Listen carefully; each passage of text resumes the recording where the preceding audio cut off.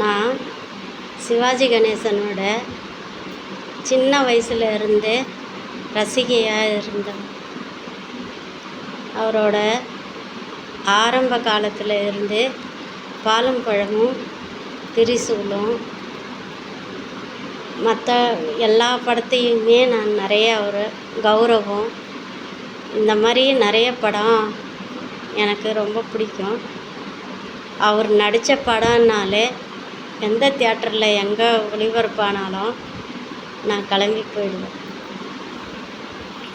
அவரோட நடிப்பு திறன், பேச்சு,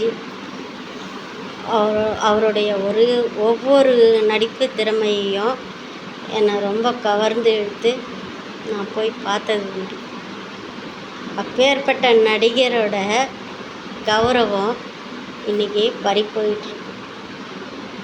இது எனக்கு ரொம்ப கஷ்டமாக இருக்குது.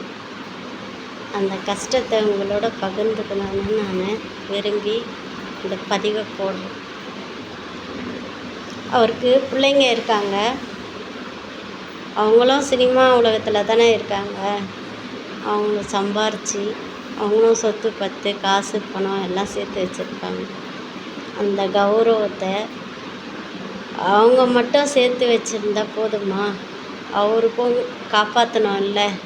தன் தகப்பனோட கௌரவம், மதிப்பு, மரியாதை அவர் இருந்தால் இப்போ எவ்வளோ கஷ்டப்பட்டிருப்பார், எவ்வளோ வேதனைப்பட்டிருப்பார். இந்த நிலைமைக்கு கொண்டு வந்துட்டாங்களே நம்ம பிள்ளைங்க அப்படின்ட்டு.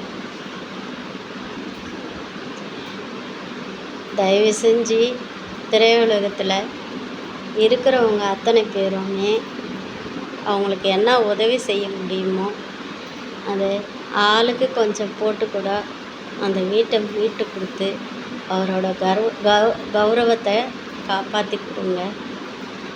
ஏதோ எனக்கு தெரிஞ்சதை நான் சொன்னேன்.